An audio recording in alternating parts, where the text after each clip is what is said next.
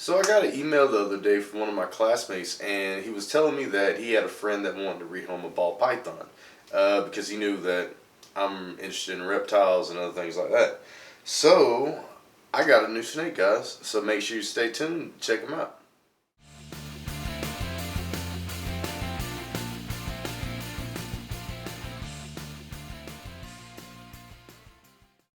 What's going on, guys, and welcome back to the channel. It's your boy Josue here from Josue's Exotics.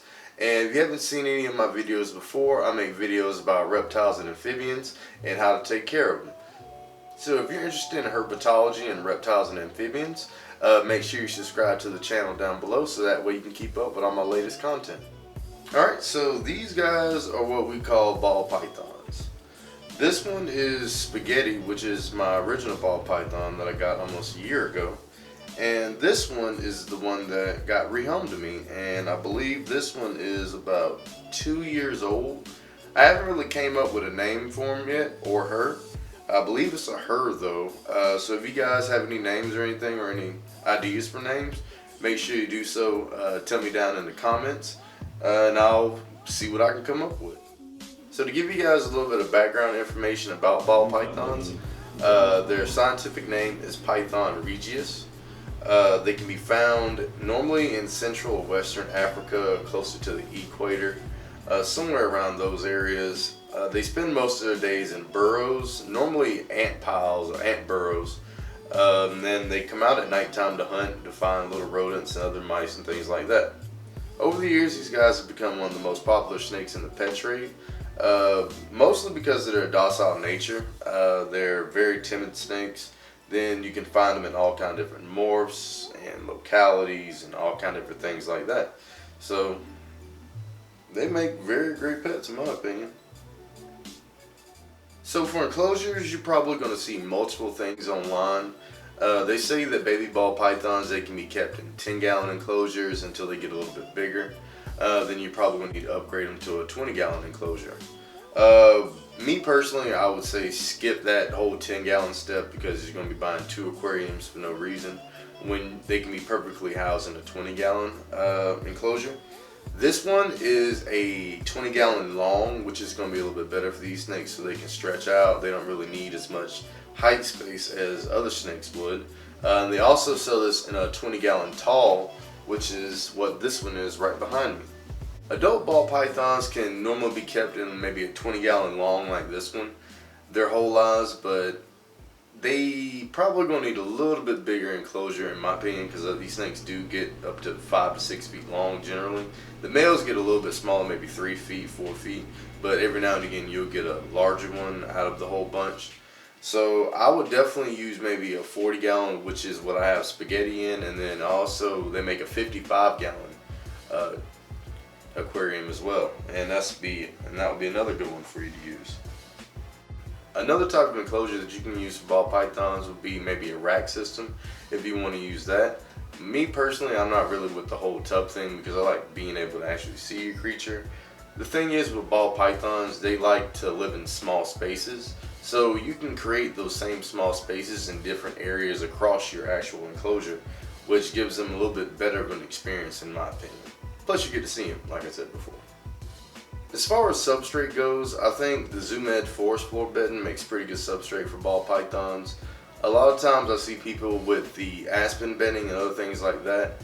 In my experience and what I've learned over the past year keeping Spaghetti is that it's not very good for keeping humidity and things like that, because the aspen bedding, if you get it wet and it stays wet for periods of time, it can get moldy and nasty and stick to everything.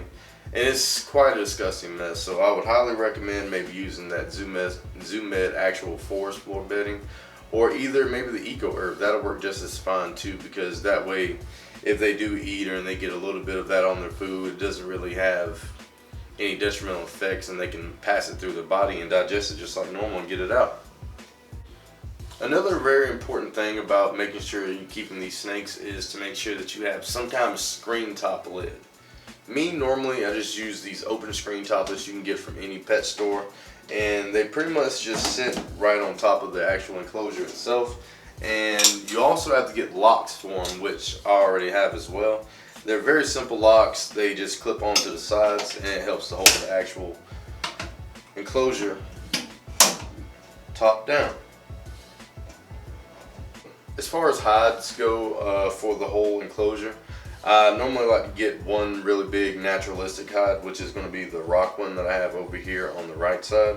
And then I also have this giant cork log over here, which is going to be for the cooler side of the aquarium. We'll get into the temperatures and all in a little bit later on in the video. That way I can give you a little bit better detail of how you want to get all that set up. As far as a water bowl goes, you can pretty much get any kind of water bowl. It doesn't have to be an actual naturalistic rock one like the one that I have, but you just want to make sure you get one that's big enough for the actual snake to soak its entire body in, and that'll be all you need.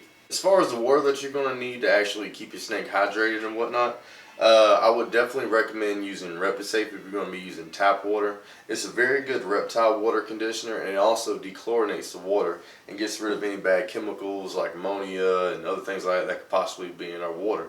That way you can have a perfectly healthy snake, because the better the water supply is, the better the quality of life of any animal is going to be. For decor and enrichment for the snake, I got a big log up top here you can crawl around and sleep on. And like I said, I have 2 hides for him, and I got a little bit of plant stuff in here. And it's just going to be a simple setup until I can get him into a bigger enclosure, maybe another 40-gallon enclosure, and I think that'd be good for him or her. If you're enjoying the video so far, make sure you smash that like button down below. It really helps with the analytics, that way you can keep the channel growing. Also, consider subscribing to the channel if you want to learn more about reptiles and amphibians. And if you guys have a ball python, or if you're thinking about getting one of these little guys, make sure you tell me down in the comments and let me know what you think about this video. As far as heating for the whole terrarium, I have a heat mat on one side over here, and this is going to be the cooler side on the left side over here.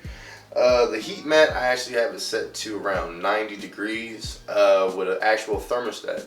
The thermostat is definitely something that you're going to be wanting to invest in with a ball python, because that way it regulates your actual your heating pad's actual temperature that's coming out of it. Because I've seen more than a time or two that the actual heat pads, if you plug them straight up into the wall, they can really overheat, and the burns and things that happen to snakes is a very bad thing to happen, and it's hard to treat, and it's going to take you down a whole nother path you don't want to go with your reptiles. So make sure you always have a thermostat.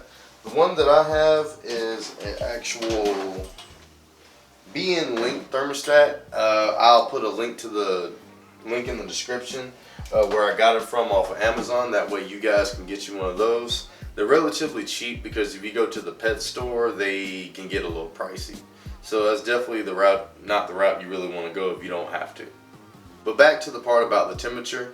The reason why I have it set to 90 degrees on this side is because that in the wild, naturally, these guys are going to be living in Africa and in closer to the equator regions. So they're more accustomed to higher temperatures around that.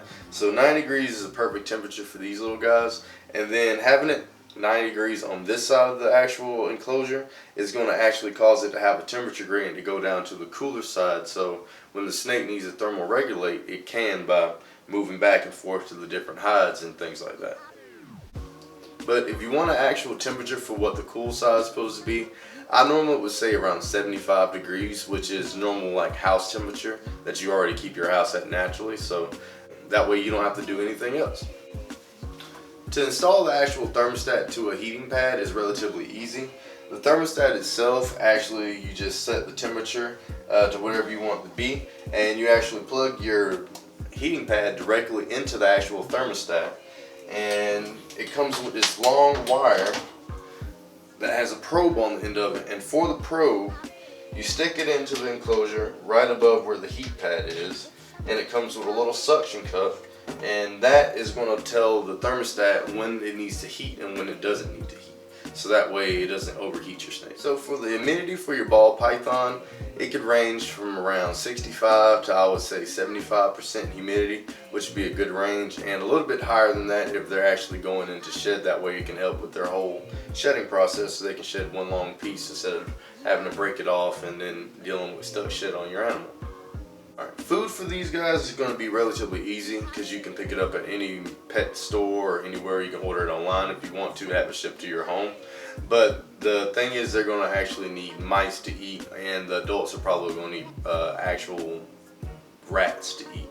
The difference in between mice and rats are mice are a whole lot smaller and they don't get much larger than maybe 3 inches or so, 4 inches, just the actual body. But rats themselves can probably get maybe 7 inches long at the max size or so, depending on what you want to get. They sell the mice or rats in different sizes, from pinky rats or mice, or to fuzzies or hoppers, or full-grown rats or mice, whichever one you may need for your snake. The one that I have, I'm probably going to be feeding them small rats. That way it's a lot more protein, a lot more nutrients for the snake. I just got Spaghetti eating those as well, which is going to be a lot better for her since she's growing. And as far as a feeding schedule for these guys, I would say every 7 to 10 days I normally feed my snakes.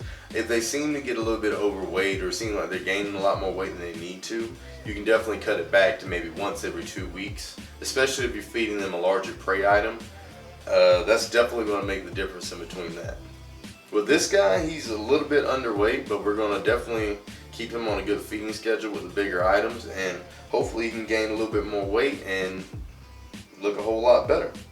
As far as size for the prey items, I would go by the normal rule that I've seen online. The size of the rat needs to be the same size at the thickest part of the snake's body. Anything over that, they're going to have a hard time trying to eat and actually swallow, because their jaws can actually open up big enough to actually get these prey items down their throats and get them down to the belly. So I wouldn't go anything larger than that. Ball pythons are a little bit more specific in that aspect, because they can eat something a little bit larger, but that would be the rule of thumb with just about any snake. So if you would like to see some more of my videos, I'll post some more of these on the right side of the screen. That way you guys can go check them out and let me know what you think. And this is Josue from Josue's Exotics. Thanks for watching.